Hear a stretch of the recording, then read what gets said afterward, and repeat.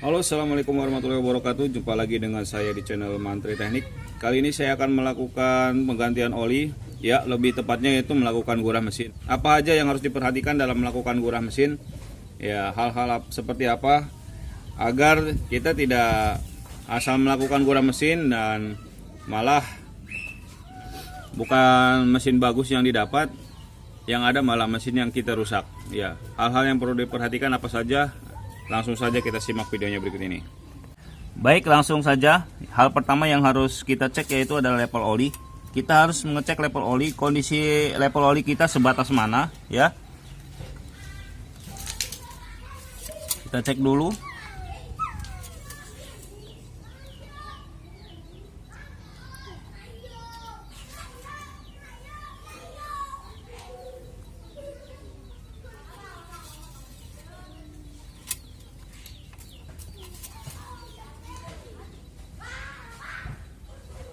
Nah, kondisi level oli saat ini yaitu ada di bawah sedikit garis maksimum, ya.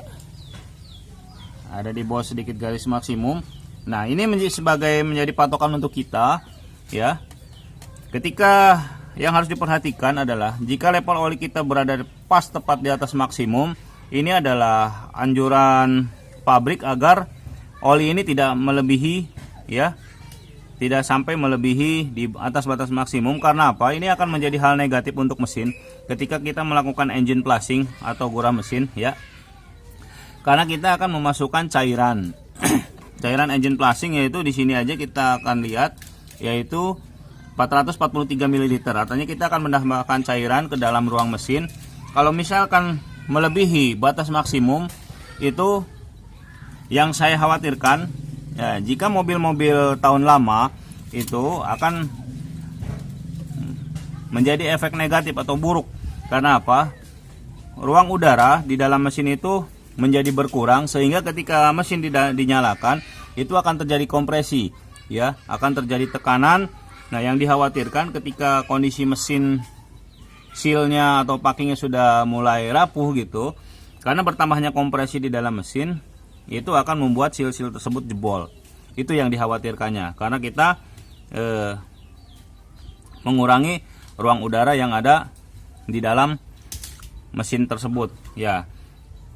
Caranya seperti apa agar melakukan gurah mesin kita aman, ya? Ketika kita memasukkan engine flushing, ya, ini tutup oli itu ditutup tapi tidak usah terlalu rapat, ya. Jangan ditekan kencang, biar aja terbuka. Yang penting untuk menghindari agar oli tidak muncrat keluar. Atau setik oli ini kita cabut aja, ya, cabut seperti ini. Yang penting, ya, dia tidak masuk ke dalam, ya. Kita cabut seperti ini untuk menghindari ketika mesin dinyalakan dalam kondisi idle, ya, dan setelah engine flushing kita masukkan, nah, terjadi kompresi di dalam, itu udara akan terdorong keluar, sehingga di dalam itu tidak menyebabkan tekanan berlebihan. Seperti itu, ya. Ini poin pentingnya yang harus kita perhatikan, ya. Kalau misalkan level olinya di bawah level maksimum, ya, itu lebih bagus, itu akan lebih aman. Tapi kalau level olinya kondisinya sudah berada di posisi maksimum, sebaiknya kita lakukan seperti itu, ya. Cukup penjelasannya. Langsung saja kita coba tuang cairan engine flushingnya, ya.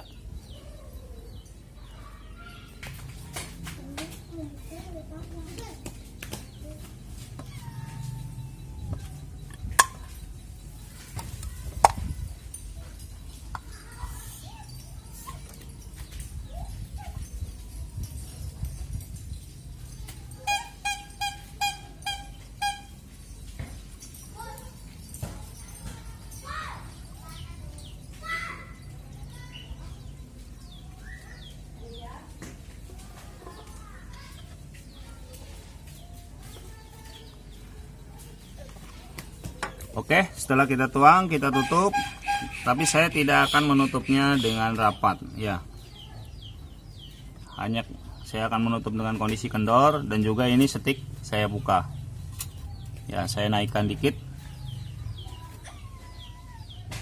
Setelah itu kita nyalakan mesin dalam kondisi idle kurang lebih 30 menit sampai 45 menit, ya. Lalu kita kuras olinya. Setelah itu tunggu sejenak sampai mesin sedikit dingin. Karena apa? Jangan membuka baut mesin dalam kondisi panas, karena itu akan berbahaya, bisa merusak ulir mesin itu sendiri ya.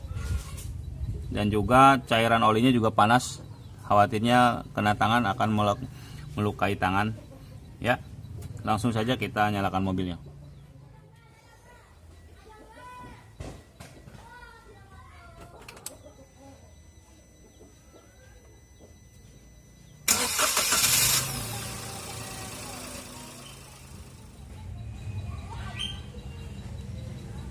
Kita biarkan sampai olinya habis ya.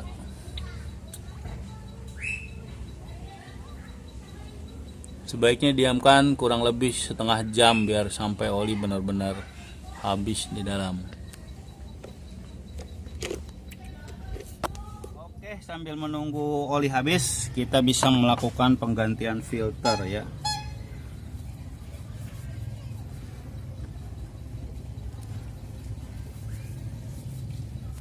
Celahnya cukup sempit, dia tidak bisa menggunakan kunci shock ya. Kita gunakan ini aja, kunci 27 untuk membuka.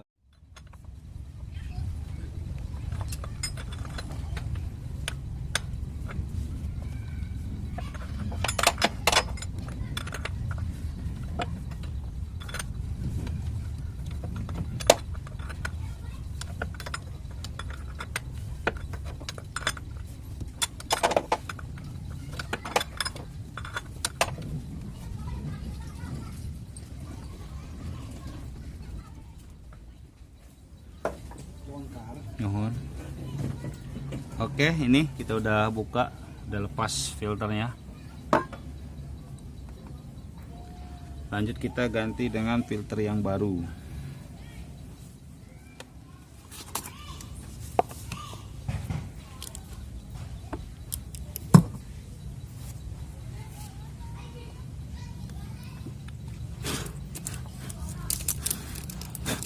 Pastikan bebas kotoran ya, jangan sampai ada kotoran masuk.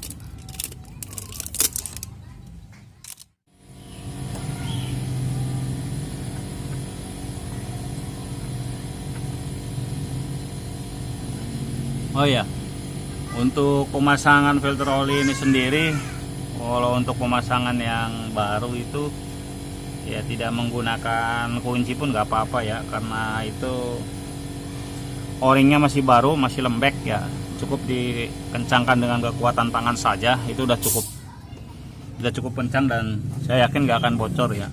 Tapi nanti ketika ngelepas pasti akan keras, karena o-ring sealnya itu akan kaku. Jadi untuk pengencangan pertama, untuk pemasangan pertama nggak menggunakan alat pun nggak apa-apa. Udah kekencangan, udah dirasa kencang dengan putar dengan dua tangan, dan sudah tidak ada gerakan lagi, itu udah cukup ya. Dan pastikan nanti kita dites itu nggak bakalan bocor. Kalau misalkan bocor ya tinggal dikencengin aja pakai alat. Oke, sambil kita nunggu olinya habis, kita tunggu sampai benar-benar habis ya. Kita biarkan saja kurang lebih 1 jam juga nggak apa-apa ya. Biarkan olinya turun.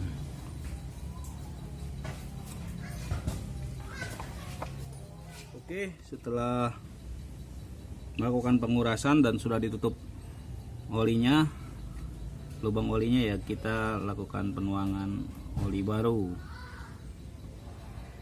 Karena ini mobil 1000 cc LCGC, kita gunakan 2,7 liter. Kita cek lagi ya, kalau habis ganti filter biasanya dilebihin dikit, 3 liter ya. Oke, sudah cukup ya, sudah di batas maksimum.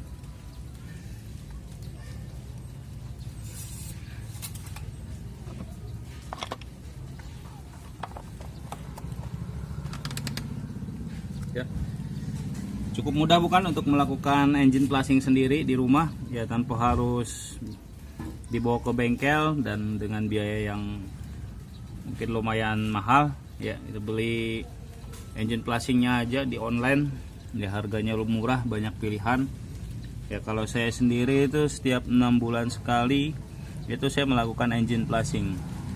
Ya kenapa? Karena ini mobil pribadi, biar mobil itu selalu terjaga. Ada yang melakukan setahun sekali setiap penggantian filter. Kalau saya setiap 6 bulan sekali ganti filter, karena filter nggak begitu mahal kok, cuman Rp25.000. Jadi setiap saya ganti oli saya selalu ganti filter, itu aja. Oke, selamat mencoba. Sekian dari saya tips-tipsnya, mudah-mudahan bermanfaat. Wassalamualaikum warahmatullahi wabarakatuh.